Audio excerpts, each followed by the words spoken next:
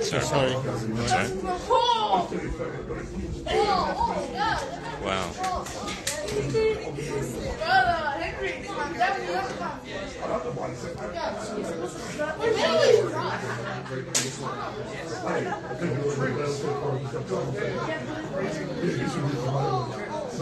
So, Dr. Paul, we've had the funeral and now the memorial thing, and we'll have the wake next. How's it been? Sad, but wonderful to be able to pay my respects to such an amazing girl. One of the youngest, bravest doctors in Australian history.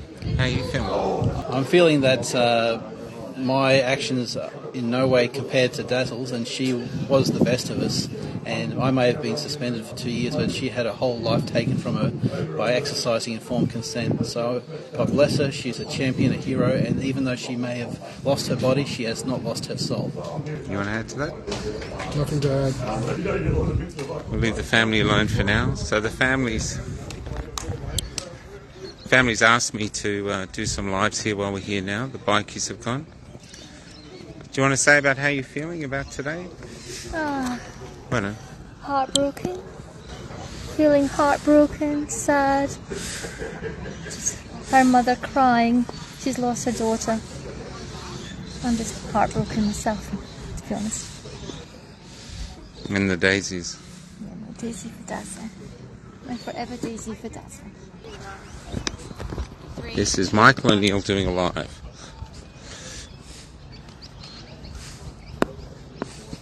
Hello, good afternoon. This is Michael O'Neill from the Heart Party. That's Health, Environment, Accountability, Rights and Transparency. Now, what am I doing today? What am I doing out in front of a crematorium in Newcastle? I'm here because of one of the greatest injustices that we've actually witnessed in our time. We are now sending off a dear girl by the name of Dazelle. Dazelle unnecessarily lost her life through a medical procedure, medical intervention, and then the refusal of the medical profession to do anything more when it was in their power to do something because of their ridiculous rules and regulations regarding this. So I want to say this is a sad day, but it's a day that we need to remember, and we need to wake up and realise what is happening in our country. It's a time that we can never let this happen again. We say, lest we forget. Well, let's never forget this. Okay, if we're true Australian, if we're true Anzacs, if we're true warriors, we should never forget the great injustice that's happened to young Dazelle, her mother, her father. I just heard one of the most moving speeches I've ever heard in the church by her mother. Honestly, it was a tear bring to your eye. A 16-year-old girl passed away at the hands of the system? No. This can never happen again. So at the Heart Party, we are working to make sure this does not happen again. And look out for Michael Griffiths from Cafe Lockdown. He's also working behind the scenes on this one, and well done to him as well. So a sad day. Let us not let this sadness be in vain. Thank you very much for taking time to listen to me. Michael O'Neill signing out. How are you feeling, Mel? Now, for those who don't know, you're the one that came up with the idea of Daisies for Dazzle. Yeah. We just released a big daisy then. But how are you feeling today? Yeah, I'm feeling sad today. Yeah, for Dazzle's family, her mum, it was really heartbreaking in the church hearing from her very close family, her mum and her dad Josh and Papa Dex. And there was another friend, Janie, I think, was speaking. That was really hard to hear, and just, I don't know, I'm a bit numb at the moment. Really sad that we allowed this to happen to this beautiful, beautiful young girl. It should never have happened. And today we just bow our heads and we take the time to figure out where we go from here. And for me, Dazzle is among the greats. Joan of Arc, Sophie Scholl and Anne Frank. God bless you, Dazzle. Josh, I can't process what you're going through, brother. Thank you. How are you feeling today? I feel blessed that Dazzle's had the love and support, and we've all had the love and support from everybody along this horrid journey.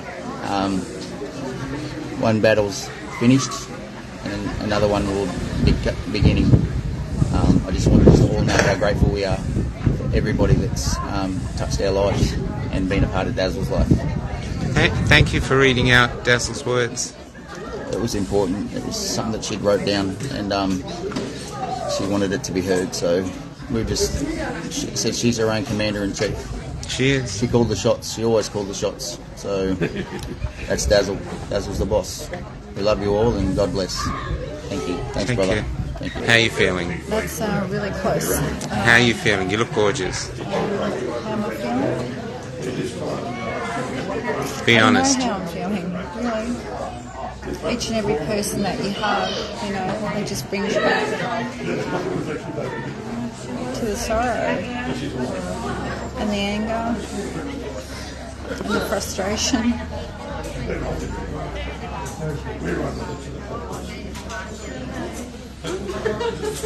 Yeah. Sometimes there's no words, Michael, and this is one of those times.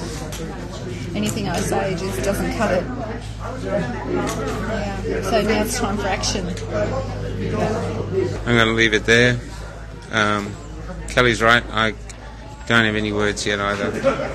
I'm not sure I'm doing a show tonight. Probably not. And yeah, but it's a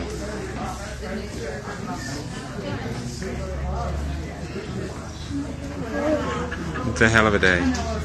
But her mum did an extraordinary, beautiful speech. Her uncle did a beautiful speech, and her father, and it's. But it doesn't make up for the fact that our bureaucracy just sat back and let this girl die. There could have been a nurse or a doctor there who came in and just squirted it down the sink, and there's so many people out there with falsies. They could have done that just to get on the list, but they didn't. You did a great speech. It comes from my heart. Yeah, but we're just saying that you're her uncle. Yeah. And Josh just asked me to do a live, and I'm just wondering if there's anything you want to say as you say goodbye to your niece. Saying goodbye is not really as easy, but that's life. And one thing I would promise, no matter what happens, I'm going to fight that that's justice. Justice will always be in our hand. And I believe with you, Michael, justice will preserve. Dazelle will live for all, and I hope that her legacy as a warrior, a person with a pure heart, a person who has a compassion of helping one another will live on. And I think, Michael, you are the one who connect the bridge. You are the one who opened that supposedly that people should be like this, but because of you, your words and your compassion to help the family of Joshua, here we are now. This is not our country. This is not our native land, but because of the generosity of the people of Australia, we feel at home, and Dazelle was good enough right now. Thank you. Thank you. Just before we go, when I was in the church, outside the church, a woman came up to me and said, somebody wanted you to have this. I'll just show it to you now.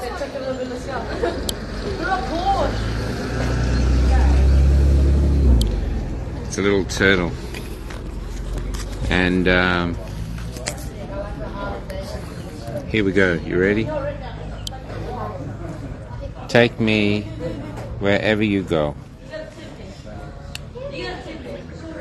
For Uncle Michael. Dazelle always wanted to go in the bus.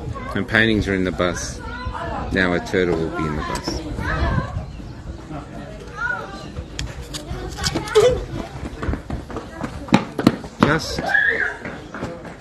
Just take a moment to remember that when we were on the steps of the shrine, we didn't think they'd shoot us, even though they said they were going to, and they did.